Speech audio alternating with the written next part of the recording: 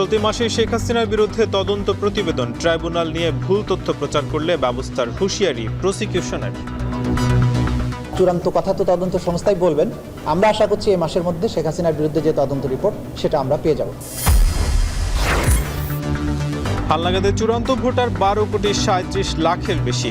নির্বাচনে জনগণের আকাঙ্ক্ষার প্রতিফলন ঘটাতে সহযোগিতা চান সিএসি। মানুষের প্রত্যাশা অনেক বেড়ে গেছে, কারণ এই প্রত্যাশা ভার আমাদের ঘাড়ে, এটা আমাকে রাত দিন শয়নে স্বপনে আমাকে ভাবায়। ডিসেম্বরের মধ্যে নির্বাচন করতে সরকারের তৎপরতা দৃশ্যমান নয়, মন্তব্য বিএনপি নেতাদের। গণতান্ত্রিক প্রক্রিয়াকে দীর্ঘায়িত করতে নানা কৌশলের অভিযোগ।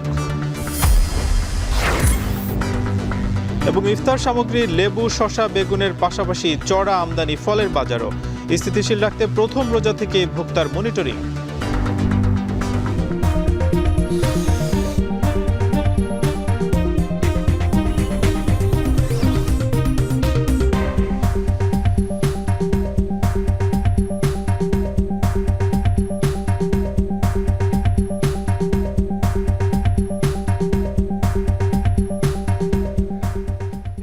স্বাগত। এখন বিকেলে পুরো আয়োজন জুড়ে সঙ্গে আছি আমি নাজমুস সাকিব। চলতি মাসেই শেখ হাসিনার বিরুদ্ধে যে তদন্ত প্রতিবেদন আন্তর্জাতিক অপরাধ ট্রাইব্যুনালে সেটা দাখিল করার কথা জানিয়েছেন চিফ প্রসিকিউটর তাজুল ইসলাম। এবং একই সঙ্গে জুলাই আগস্টের গণআন্দোলনের প্রথম শহীদ রংপুরের বেগম রোকেয়া বিশ্ববিদ্যালয়ের শিক্ষার্থী আবু সাইদ হত্যা মামলার তদন্ত প্রতিবেদন এ মাসেই তদন্ত প্রতিবেদন দেওয়া হবে এপ্রিলে। দেখে আসবো বিস্তারিত প্রতিবেদনে। গেল বছরের 16 জুলাই শিক্ষার্থীদের কোটা সংস্কার আন্দোলনে সারা দেশের শিক্ষা প্রতিষ্ঠান উত্তাল। এমন পরিস্থিতিতে রংপুর বেগম রোকেয়া বিশ্ববিদ্যালয়ের শিক্ষার্থী আবু সাইদ রাজপথে প্রতিবাদে নামেন। ক্যাম্পাসের সড়কে পুলিশের সামনে বুক চিতিয়ে দুহাত প্রসারিত করে দাঁড়িয়ে যান সাহসী আবু সাইদ। এক পর্যায়ে তার উপর গুলি চালায় পুলিশ, সঙ্গে সঙ্গে লুটিয়ে পড়েন সড়কেই। এই দৃশ্য গণমাধ্যম ও সামাজিক যোগাযোগ মাধ্যমে ছড়িয়ে পড়ে, যা দেখে ক্ষোভে ফেটে পড়ে সারা দেশের ছাত্র জনতা। প্রতিবাদে ফুঁসে ওঠে বিভিন্ন শ্রেণী পেশার মানুষ।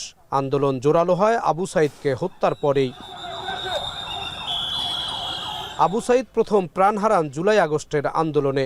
এ ঘটনায় আন্তর্জাতিক অপরাধ ট্রাইব্যুনালে শেখ হাসিনাকে প্রধান আসামি করে মামলা করা হয়।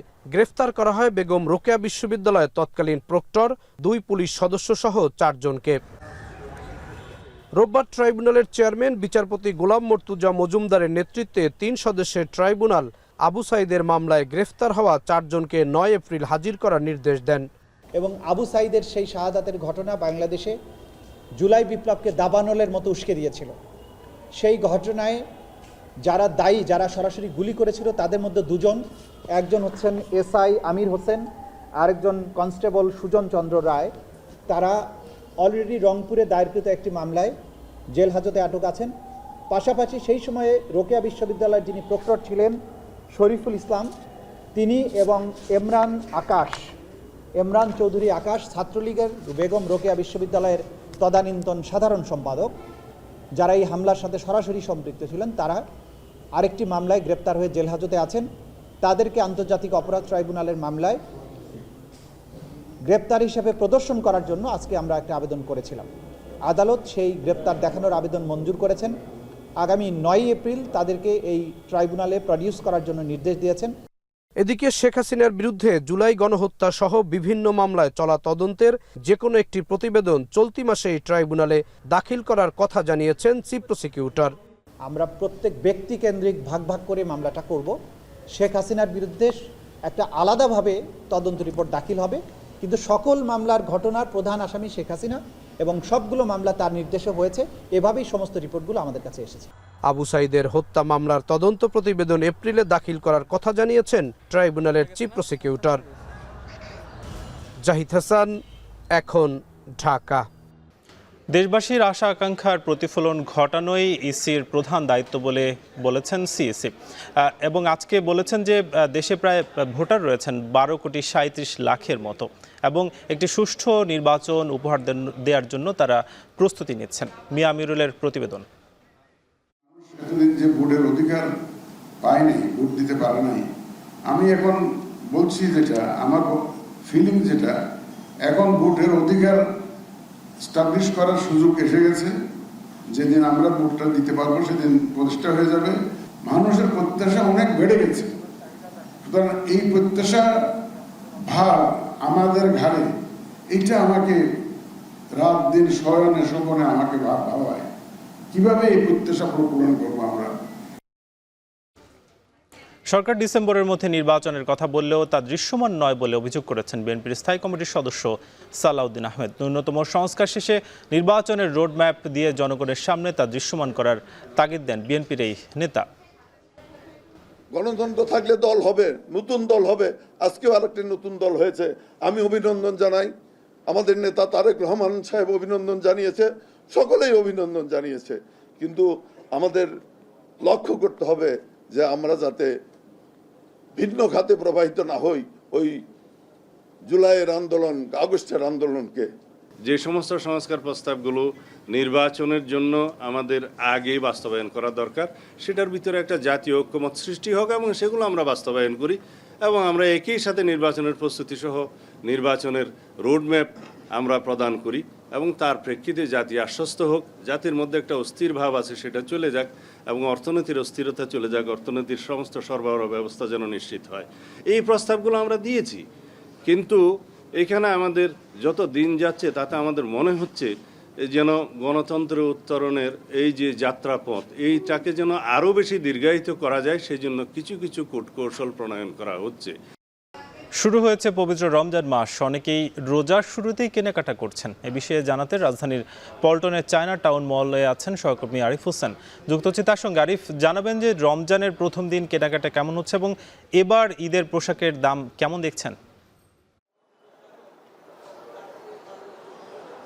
সাকিব, এবার ঈদের পোশাকের দাম আপনি যেটি বললেন সেটা কিন্তু অপেক্ষাকৃত গেল বছরের তুলনায় অথবা তার আগের বছরগুলোর তুলনায় 10 থেকে 20% বেশি, এমনটা বলছেন দোকানিরা। এর পেছনে কারণ হিসেবে তারা বলছেন যে এলসির যে জটিলতা ছিল, অর্থাৎ বিশ্বের বিভিন্ন দেশ থেকে যেই ইম্পোর্টেড কাপড় আসে, এছাড়া যেই সুতো আসে, সেই সুতার দাম অন্যান্য বছরের তুলনায় বেশি পড়ছে। আমরা যদি এই যে পেছনে একটি দোকান দেখাই, ইজি, এই দোকানে কিছুক্ষণ আগে আমরা ঘুরে দেখছিলাম, অনেকেই এসেছিলেন যারা এখানে শুধুমাত্র বাচ্চাদের পোশাক বিক্রি হয় ইজির এই আউটলেটটিতে।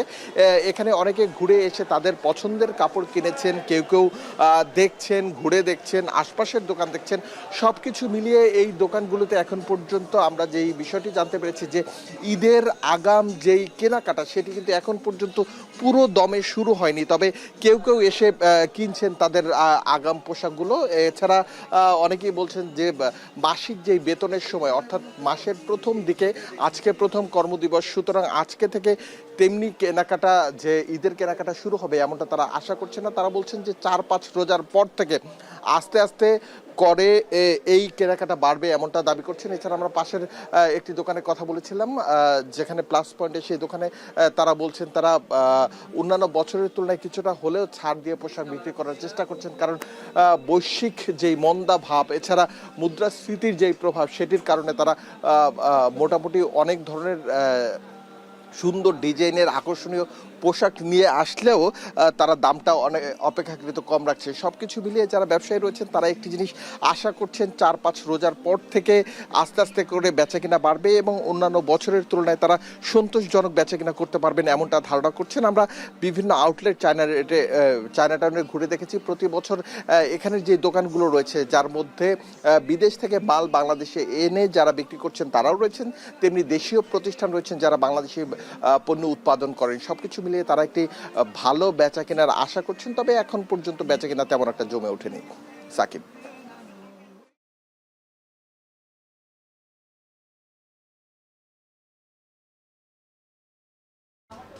রমজানের প্রথম দিন পুরান ঢাকার চকবাজারে জমে উঠেছে ইফতারের বাজার। এ নিয়ে বিস্তারিত জানাতে সেখান থেকে যুক্ত হচ্ছেন সহকর্মী ফরহাদ বিন নূর। ফরহাদ, জানাবেন যে চকবাজারে এবছর ইফতার সামগ্রীর দাম কেমন দেখছেন এবং কোন আইটেমের প্রতি আগ্রহ বেশি ক্রেতাদের?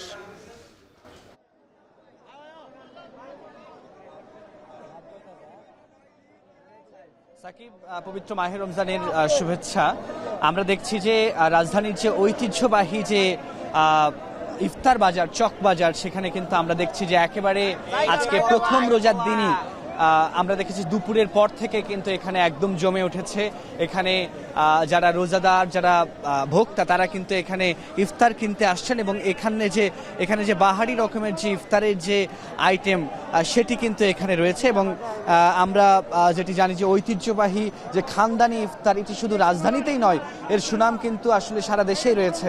আমরা যদি দেখি যে পবিত্র মাহে রমজানে এখানে যে মুখরোচক নানা স্বাদের ইফতারির যে স্বাদ, সেটি নিতে কিন্তু দূর দূরান্ত থেকে ভোজন বিলাসীরা আসলে এখানে ছুটে আসেন এই রাজধানীর চকবাজারে। আমরা জানি যে চকবাজারের এই ইফতারের কদর শুধু ঐতিহ্যগত কারণেই আসলে নয়, এটি কিন্তু গুণগত এবং স্বাদও এটির অন্যতম একটি আসলে বড় কারণ। আমরা যদি একটু দেখাই এখানকার যে ইফতারির যে নানা রকম বাহারি যে এখানে ইফতারের আইটেমগুলো, সেটি কিন্তু আপনি নিশ্চয়ই দেখতে পাচ্ছেন। এবং চকবাজারে আমরা দেখি যে বেশিরভাগ দোকানে আসলে ইফতার কিনতে এখানে মানুষ আসলে লাইনে দাঁড়িয়ে এখানে তারা ইফতার কিনছে। এবং এই যে ইফতার বাজার ঘুরে কিন্তু আমরা যেটি দেখছি যে এখানে বিশেষ কিছু ইফতারের আইটেম রয়েছে। আমরা যদি বলি যে বড় বাপের পোলাই খায়, ঠোঙ্গা ভৈরা লইয়া, যে এইরকম কিন্তু বিভিন্ন নামে কিন্তু এখানে ইফতার রয়েছে, সেগুলোও কিন্তু আমরা দেখছি যে লাইনে দাঁড়িয়ে আসলে রোজাদার যারা, তারা কিন্তু এখানে ইফতার কিনছেন। এবং আমরা যারা আজকে ইফতার কিনতে এসেছেন এরকম অনেকের সঙ্গে আমরা কথা বলেছি, তারা বলছেন যে ইফতার দাম দর নিয়ে আমরা কথা বলেছি যে এবার বাজারের কি অবস্থা। তারা বলছেন যে বাজার অনেকটাই ইফতারের বাজার অনেকটাই স্বাভাবিক তারা বলছেন, এবং বিগত সময়ের তুলনায় এবছর ইফতারের দাম বাড়তি নয় বলেও কিন্তু আজকের এখানে তারা বলছেন। এবং আমরা যদি একটু বলার চেষ্টা করি যে এই যে ইফতারের বাজার আজকে রোজার প্রথম দিনই জমে উঠেছে, এটি কিন্তু একেবারে ঈদের আগ দিন পর্যন্ত, অর্থাৎ পুরো রমজান জুড়ে এই রাজধানীর এই চকবাজারের যে ইফতারের বাজার, সেটি কিন্তু জমজমাট থাকে। এবং ব্যবসায়ীরাও প্রত্যাশা করছেন যে তারা বরাবরের মতোই এখান থেকে রোজার মাসে একটি লাভবান ব্যবসার জন্য করতে পারবেন বলে তারা কিন্তু মনে করছেন। তো এই ছিল সাকিব আমার কাছে রাজধানীর চকবাজার থেকে ইফতারের সবশেষ তথ্য। তত্ত্বাবধায়ক ব্যবস্থা বাতিলের রায় পুনর্বিবেচনা চেয়ে রাজনৈতিক দল ও 6 ব্যক্তির করা 4টি আবেদনের শুনানির জন্য আগামী 8 মে দিন ধার্য করেছেন আপিল বিভাগ। আপিল বিভাগের জ্যেষ্ঠ বিচারপতি মোহাম্মদ আশফাকুল ইসলামের নেতৃত্বাধীন 3 সদস্যের আপিল বিভাগ এই আদেশ দেন। গেল 11 ফেব্রুয়ারি তত্ত্বাবধায়ক সরকার ব্যবস্থা বাতিলের রায় পুনর্বিবেচনা চেয়ে রাজনৈতিক দল ও 6 ব্যক্তির করা 4টি আবেদনের শুনানি মুলতবি করেন আপিল বিভাগ। ভোট জালিয়াতির অভিযোগ এনে হাব নির্বাচন বাতিলের দাবি জানিয়েছে ঐক্য ফোরাম। সকালে জাতীয় প্রেস ক্লাবে এক সংবাদ সম্মেলনে এ দাবি জানানো হয়। গেল 22 ফেব্রুয়ারি অনুষ্ঠিত নির্বাচনটির বিরুদ্ধে ওএসডি করা যুগ্ম সচিবের অধীনে নির্বাচন ইভিএমের মাধ্যমে ভোট গণনা আপিলের নিষ্পত্তি না করেই কমিটিকে দায়িত্ব দেওয়া সহ বেশ কয়েকটি অভিযোগ এনেছে হাব ঐক্য ফোরাম। তাদের দাবি দ্রুতই নির্বাচন বাতিল করে ভোট পুনর্গণনা করা হোক। সদ্য নিয়োগপ্রাপ্ত বাংলাদেশ সরকারি কর্ম কমিশন পিএসসির সদস্য হিসেবে নতুন করে আরও 7 সদস্যকে শপথ পড়িয়েছেন প্রধান বিচারপতি সৈয়দ রিফাত আহমেদ। সুপ্রিম কোর্ট জাজেস লাউঞ্জে এই শপথ অনুষ্ঠান অনুষ্ঠিত হয়েছে। শপথ অনুষ্ঠান পরিচালনা করেন সুপ্রিম কোর্টের রেজিস্ট্রার জেনারেল আজিজ আহমেদ ভুইয়া। ঈদকে কেন্দ্র করে খুলনার কসমেটিক্স পণ্যের দোকানগুলোকে সাজানো হয়েছে নানা পণ্য দিয়ে। রয়েছে মেয়েদের জন্য নানা প্রসাধনী সামগ্রী, তবে এখনও শুরু হয়নি ঈদকেন্দ্রিক বেচা বিক্রি। এদিকে আমদানিকৃত পণ্য কম আসায় দেশি পণ্যের চাহিদা বর্তমানে বেড়েছে। রামিম চৌধুরীর প্রতিবেদন, ক্যামেরায় ছিলেন হেলাল মোল্লা।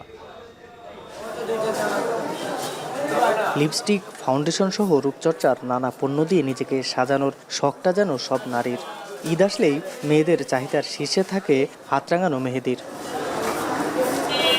রমজানের শুরুতেই খুলনার বড়বাজারের প্রসাধনী পণ্যের দোকানগুলোতে চোখে পড়ছে নানা ধরনের পণ্য, যেগুলো রূপচর্চার কাজে ব্যবহার করা হয়। Lipstick, face powder, face wash, face pack, nail polish সহ বেশ কিছু পণ্য বাজার ঘিরে রেখেছে। বাইরের দেশের জিনিসপত্র ইউজ করে বেশি বাংলাদেশের মানুষরা, কিন্তু এখন যেহেতু বাংলাদেশের মানুষরাও 2-1টা প্রোডাক্ট বের করেছে আর তাদের মানও আস্তে আস্তে ভালো হচ্ছে, আশা করি সামনের দিকেও ভালো হবে। বিদেশি পণ্য একটু বেশি কেনাকাটা করতেছে সবাই, আর দেশেও সব হচ্ছে বিদেশি পণ্যই বেশি আনতেছে, দেশি পণ্য তেমন একটা দেখা যাচ্ছে না। এবছর বাজারে বিভিন্ন দেশ থেকে আমদানিকৃত প্রসাধনী পণ্যের সংখ্যা অনেকটাই কম, তাই দেশি পণ্যগুলো মাতিয়ে রেখেছে বাজার। তবে রমজানের শুরুতে বেচাবিক্রি অনেকটাই কম বলে জানিয়েছেন দোকানিরা। এছাড়াও গত বছরের তুলনায় কিছুটা দাম বেড়েছে প্রসাধনীর। গতকালকে একটু বেশি ভালো ছিল, আজকে একটু ডাউন আছে, যেহেতু রোজা রমজানের দিন। 15 রমজানের পর থেকে ঈদের বেচাকেনা শুরু হয়। বর্তমানে বাজারে বাংলাদেশি প্রোডাক্টগুলোই এখন বেশি আছে, কারণ ইন্ডিয়ান বর্ডার অফ আছে, ইন্ডিয়ান মাল খুব কমই আসতেছে। বর্তমানে বিদেশি পণ্যের যে মানসম্মান, তার থেকে আমাদের দেশি পণ্যের মানসম্মান আরও বেশি করছে, আর অনেক প্রোডাক্টের প্রাইসও অনেক কম করছে আমাদের দেশি পণ্য, যার কারণে বিদেশি প্রোডাক্টের থেকে এখন অনেক কাস্টমাররা বাংলাদেশি প্রোডাক্টের দিয়ে অ্যাট্রাক্টিভ বেশি হচ্ছে। খুলনায় প্রসাধনী কেন্দ্রিক বেশ কয়েকটি মার্কেট রয়েছে, যেখানে ঈদকে কেন্দ্র করে প্রতি বছর শত কোটি টাকার বেচাবিক্রি হয়ে থাকে। রামিম চৌধুরী, এখন, খুলনা। সামরিক সক্ষমতা বাড়াতে ইউক্রেনকে 226 কোটি পাউন্ড ঋণ দেবে যুক্তরাজ্য।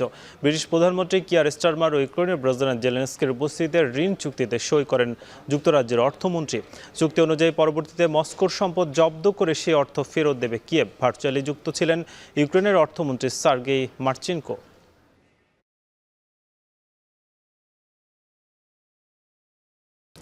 শেষ করছি এখন বিকেল। এখন টেলিভিশন ওয়েবসাইটে দেখুন www.এখন.tv। এছাড়া ফেসবুকে যুক্ত হতে পারেন facebook.com/tv.এখন, ইউটিউবে যুক্ত হতে পারেন youtube.com/c/echontv।